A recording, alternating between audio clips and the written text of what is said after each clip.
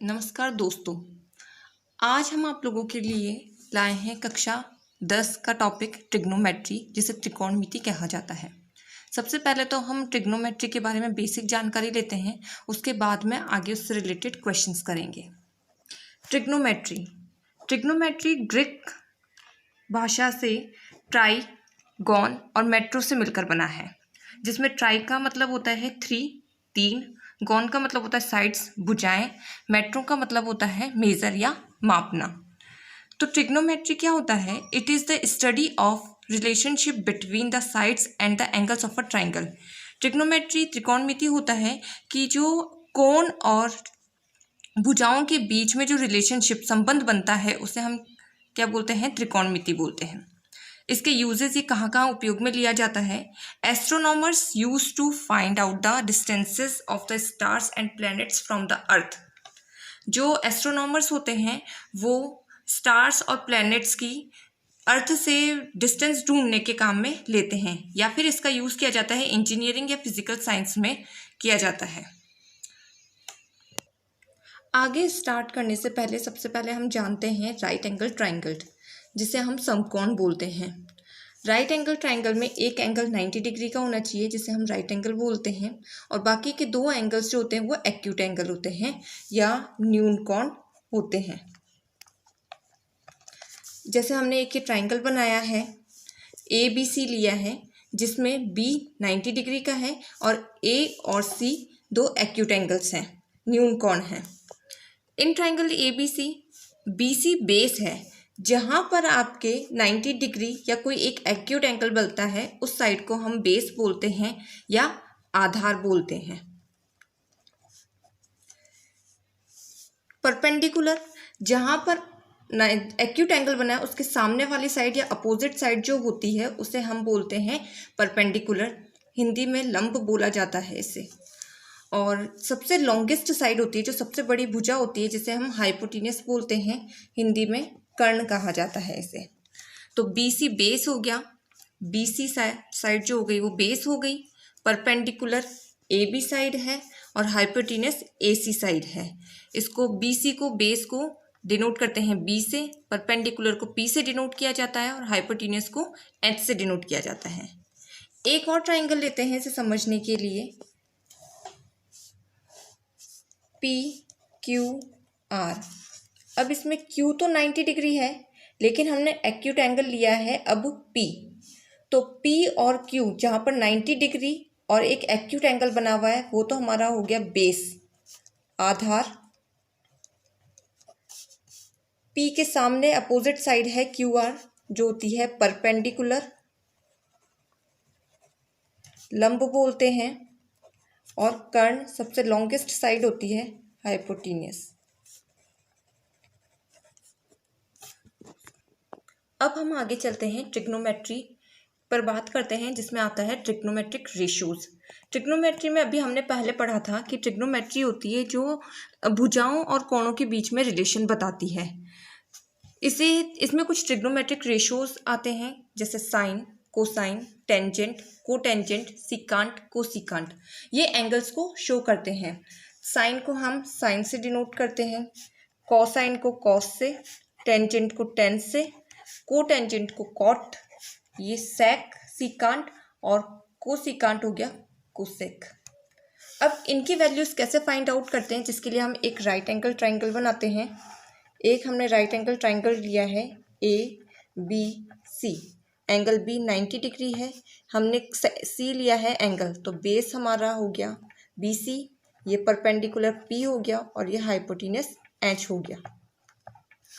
हमें साइन की value find करनी है, तो जो साइन होता है वो एंगल और साइड के बीच में रिलेशन बताता है। तो हम यहाँ पर हमने एंगल लिया है C, इसलिए हम साइन C लिखेंगे। साइन C का वैल्यू होता है opposite side of angle C upon hypotenuse. तो opposite side of angle C है हमारी AB, या हम कह सकते हैं परपेंडिकुलर है, और नीचे हाइपोटेन्यूस। तो परपेंडिकुलर हमारा हो गया AB और हाइपोटेन्यूस होता है BC। इसी तरह से कॉस निकालते हैं, एंगल यहाँ पर C ही दे रखा है इसलिए C लिखेंगे, कॉस सी होता है हमारा बेस अपॉन हाइपोटेन्यूज। बेस है यहाँ पर BC और हाइपोटेन्यूज है हमारे पास में AC। नेक्स्ट tan निकालते हैं। tan C इक्वल्स टू होता है परपेंडिकुलर अपॉन बेस। परपेंडिकुलर है AB और बेस है हमारे पास में BC। इसको लर्न करने की एक ट्रिक होती है PBP अपॉन HHA, जिसे हम बोलते हैं पंडित बद्री प्रसाद हर हर भोले, जिसमें हम लेफ्ट टू राइट जाते हैं। तो फर्स्ट वाला तो शो करता है आपका साइन वैल्यू, सेकंड वाला शो करता है कॉस वैल्यू और थर्ड वाला शो करता है tan की वैल्यू को। अगर हम राइट टू लेफ्ट आते हैं तब जो यहाँ से फर्स्ट होता है वो कॉट हो जाता है, फिर सेक हो जाता है और लास्ट वाला कॉसेक होता है। नेक्स्ट इंटर रिलेशन पढ़ते हैं हम ट्रिग्नोमेट्रिक रेशोज में। Relation between trigonometric ratios. Sine जो होता है वो इन्वर्स होता है कोसेक का। हम इस तरह से भी लिख सकते हैं sine C upon is equals to 1 upon cos C। इसी तरह से कॉस C को हम लिख सकते हैं 1 अपॉन सेक C।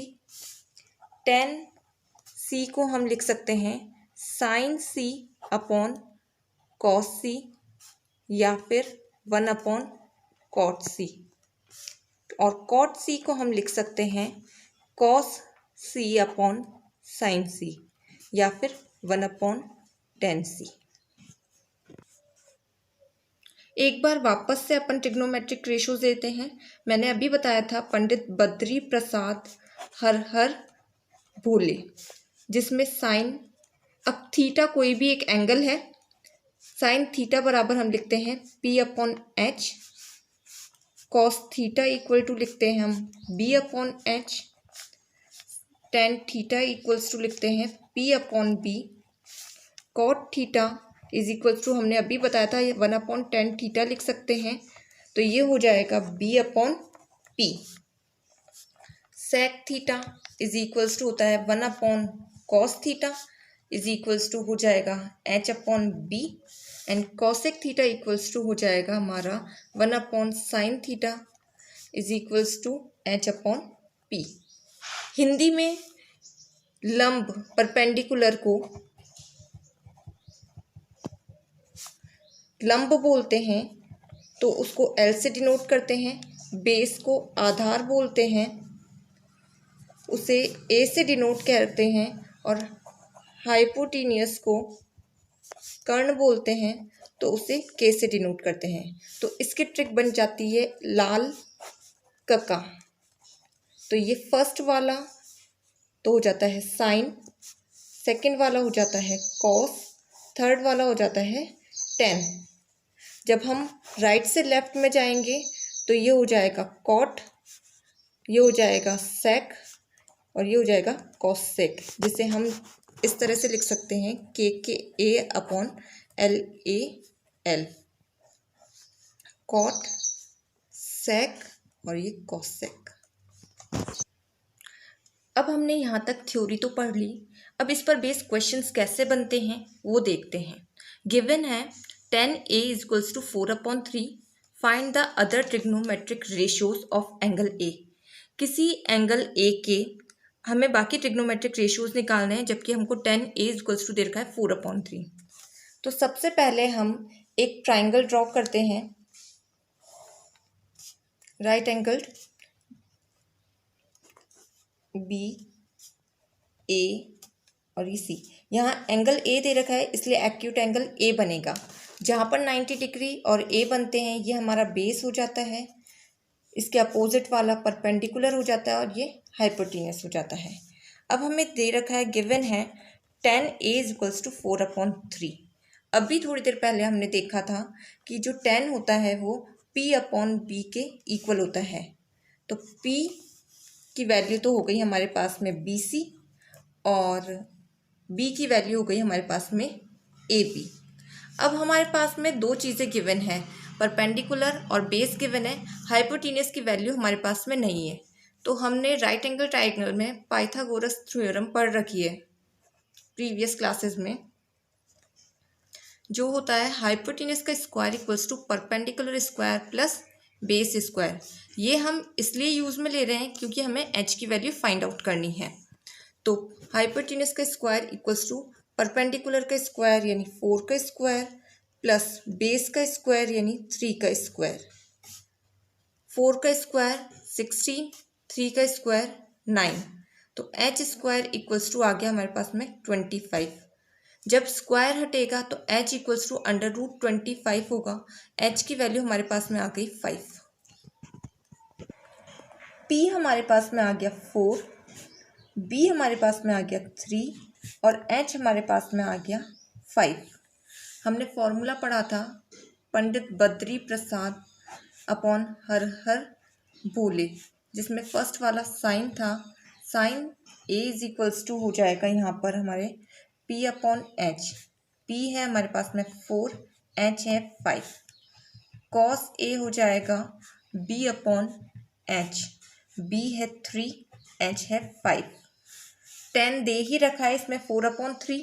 नेक्स्ट है cot, cot A is equals to होता है 1 upon tan A, 1 upon tan A था 4 अपॉन 3, तो ये हो जाएगा 3 upon 4। sec A is equals to होता है 1 upon cos A, 1 upon cos A की वैल्यू हमने 3 अपॉन 5 निकाली थी, तो ये हो गया 5 upon 3। Cosec A is equals to होता है 1 upon sine A, sine A की वैल्यू हमने निकाली थी 4 अपॉन 5, तो ये हो गया 5 अपॉन 4। ये हमने रिमेनिंग ट्रिग्नोमेट्रिक रेशियोज निकाल लिए। नेक्स्ट क्वेश्चन देखते हैं। If cot theta equals to 5 upon 12, evaluate 1 plus sine theta, 1 minus sine theta, 1 plus cos theta, 1 minus cos theta. हमको दे रखा है कॉट थीटा की वैल्यू अगर 5/12 है तो हमें इसकी वैल्यू निकालनी है 1 plus sine theta, 1 minus sine theta upon 1 plus cos theta, 1 minus cos theta की। सबसे पहले तो हमें पता है कि कॉट थीटा इक्वल्स टू होता है बी अपॉन पी। तो यहाँ b और p की वैल्यू तो गिवन है, b हमारे पास में आ गया 5 और p हमारे पास में आ गया 12। तो हम h की वैल्यू फाइंड आउट करते हैं। हमने पढ़ा था h स्क्वायर इक्वल्स टू होता है p square plus b square. h square as it is, p की वैल्यू है 12 का स्क्वायर प्लस 5 का स्क्वायर। 12 का स्क्वायर होता है 144, 5 का स्क्वायर होता है 25। इन दोनों का एडिशन हो गया 169।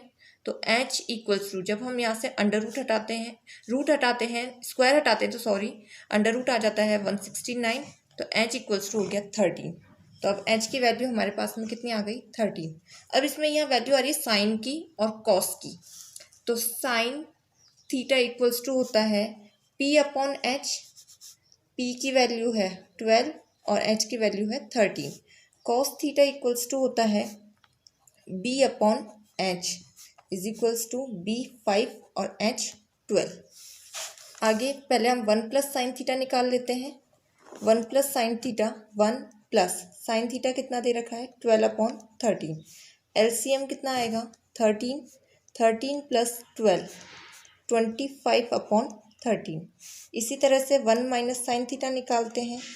1 माइनस 12 अपॉन 13, एलसीएम आएगा 13, तो 13 माइनस 12 इज 1 अपॉन 13। आगे 1 प्लस कॉस थीटा देखते हैं। 1 प्लस कॉस थीटा की वैल्यू है 5 अपॉन 12, 5 अपॉन 13। एलसीएम आया 13, 13 plus 5 18 upon 13। 1 minus cos theta is equals to 1 minus 5 upon 13, 13 minus 5,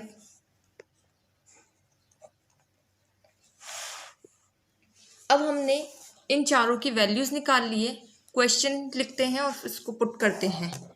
1 plus sine theta, 1 minus sine theta upon 1 plus cos theta, 1 minus cos theta.